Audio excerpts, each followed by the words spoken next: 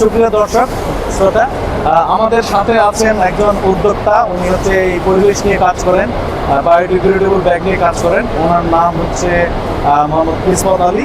তো ওনার একটা আক্ষেপ আছে সরকারের প্রতি বা পরিবেশ অধিদপ্তরের প্রতি, যে এটা বায়োডিগ্রেডেবল বা পচনশীল হওয়া সত্ত্বেও এই ব্যাগটাকে কেন মানে ছাড় দেওয়া হচ্ছে না,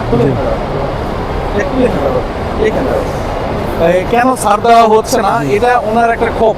তো আপনার ক্ষোভের কথাটা একটু জানান, মানে আপনার মাধ্যমে আমাদের ভিডিওর মাধ্যমে যাতে সংশ্লিষ্ট কর্তৃপক্ষের কাছে বিষয়টি যায়। সংশ্লিষ্ট কর্তৃপক্ষকে আমি আবেদন করছি যে আমি খুলনা থেকে আসছি, আমি এই প্রজেক্টটা করার জন্য আগে একবার পদক্ষেপ নিয়েছিলাম, কিন্তু দেয়নি। আমি খুলনার বিভাগীয় পরিবেশ অধিদপ্তরের ডাইরেক্টরের সাথে কথা বলছি, সেই দেয়নি, আমাকে আগারগাঁওতে পাঠাইছে।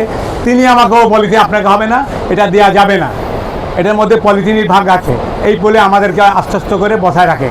এই পর্যন্ত আমি আমি স্টপ দিছি, ক্ষান্ত দিছি। এরপরে আপনাদেরকে আর মেলাতে আইছি, এই মেলাতে আমার বড় ভাইকে নিয়ে আইছি।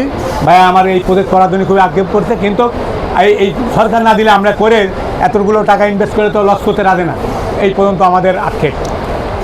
সরকারের সংশ্লিষ্ট অধিদপ্তর বা মন্ত্রণালয়ের প্রতি মানে আমাদের একটা মানে নিবেদন থাকলো, এবং আমাদের যেসব উদ্যোক্তারা এই বায়োডিগ্রেডেবল করতে চাচ্ছে তাদের পরিবেশের সাপোর্ট দেওয়া হচ্ছে না, অথচ এই বাংলাদেশে 2 কোটি ওয়ান টাইম প্লাস্টিক উৎপাদন হচ্ছে প্রতিদিন।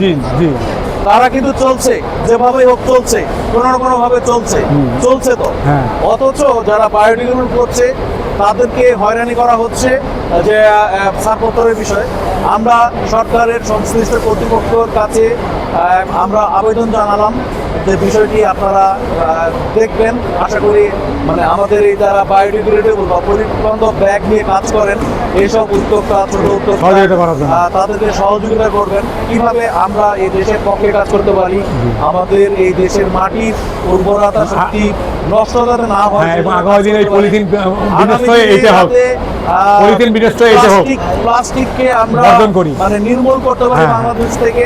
আমরা যাতে বায়োডিগ্রেডেবল বা পচনশীল মানে এই ধরনের কম্পোস্টেবল প্রোডাক্ট দ্বারা আমরা রিপ্লেস করতে পারি। আপনাদের মানে সরকারের সংশ্লিষ্ট কর্তৃপক্ষের কাছে আমাদের আবেদন থাকলো, অনুরোধ থাকলো, নিবেদন থাকলো, আপনারা দ্রুত আমাদেরকে আমাদের মতো ক্ষুদ্র উদ্যোক্তাদের পাশে দাঁড়ান, যারা ভালো কাজ করে তাদেরকে উৎসাহিত করুন।